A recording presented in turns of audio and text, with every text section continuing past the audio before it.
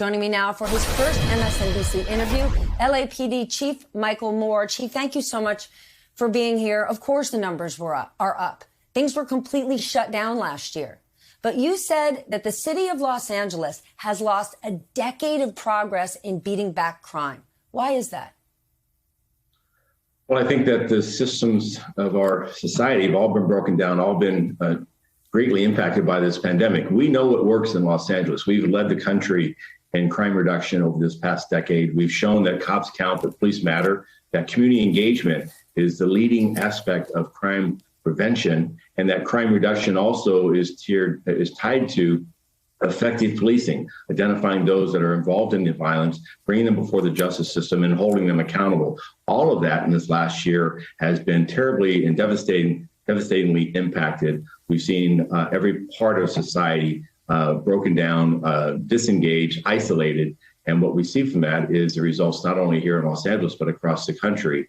What we need to do moving forward is remember what works, the strategies that have proven effective. Just a year and a half ago, this city hailed a 10th year of crime reduction, fewer than 300 homicides over the course of the year, and record low, since going back to the 60s, to find the level of crime and violence that we experience. So we've seen it work. We know it can work. We've got to roll our sleeves up and get everyone involved and moving forward, getting back to our interventionists in the streets, getting back to us communicating, talking, seeing each other, and the community also not giving up, not stepping back, recognizing the police are here, that we're here to help and support you, that we're here in a manner that's going to bring safety to our communities, and let's all work together in that engagement. Absolutely, sir. Last year, the LAPD lost nearly 600 cops, but your budget actually ticked up 3%. Where's that money going? There's a game often being played in policing today where they look at the dollars that are being spent rather than the physical staffing. The staffing numbers of this department were cut by 600 line personnel, 250 additional civilians, and yet the cost of policing went up. And that's directly tied to labor agreements and to the rank and file, the cost of what it means to have a professional police officer. And just as the rest of America has have a 2 or 3% cost of living raise or advancement in their salaries, the police are no different. And so while we saw a 3% increase, we saw physical headcount go down by hundreds. Now, I'm thankful that this city council and under the leadership of Mayor Garcetti has made the investment to allow us to start hiring again. We're going to hire 740 line personnel this next year. Classes in our academy start here within this next month, and that's going to help us stem the tide of this attrition. What's also important is that we continue to focus on the morale of our people.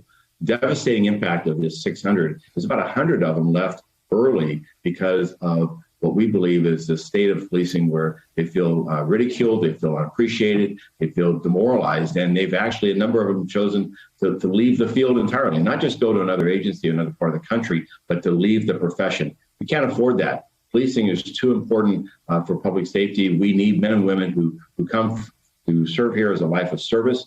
Their heart is their largest and most important aspect of them, and that heart needs to be encouraged. And we know that the vast majority of Angelenos, as they do across the country, support policing.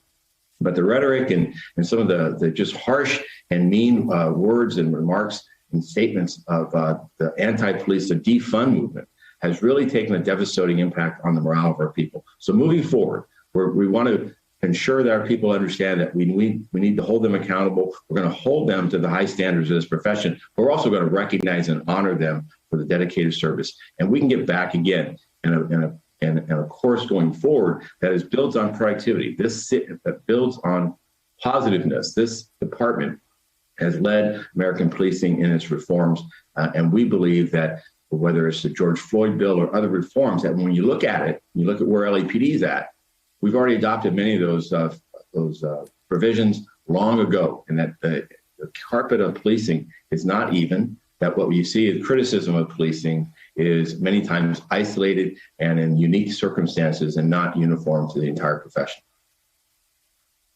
Good policing is going to keep our cities safe. I know activists wanted your officers to stop responding to minor traffic incidents and mental health calls. You're doing that. Is it working? Well, it's just in the early stages. We're diverting hundreds of calls to the D.D. Hirsch and other mental health providers, but we need to increase that volume. We need to get mental health workers, our psychologists out in the field doing outreach and engagement. The dirty secret in this country is that our mental health resources are desperately out of touch with what is really needed. What we need is not just outreach and engagement 24 hours a day, 7 days a week, but we also need safe places for people experiencing mental illness to receive treatment, to get their life in order and in a manner of a productive way. And right now, that is a 911 call to a police or firefighter. And then when something unfortunate happens because of a lack of training or because of just a terrible situation that has devolved out of control, we look to the police and hold them accountable. So here in Los Angeles, we are establishing resources that outreach, that engagement, patrols that help intercede and don't require a cop. And that's going to allow us, I believe, to stay focused on this violent increase, to stay focused on matters that police are best suited for, and to identify these alternative services that allow the type of public safety that Angelenos want. We recognize that 7 out of 10 want and need policing. 8 out of 10 support community policing. Those same numbers are asking for these alternatives, and policing stands alongside them, shoulder to shoulder, asking for those resources as well.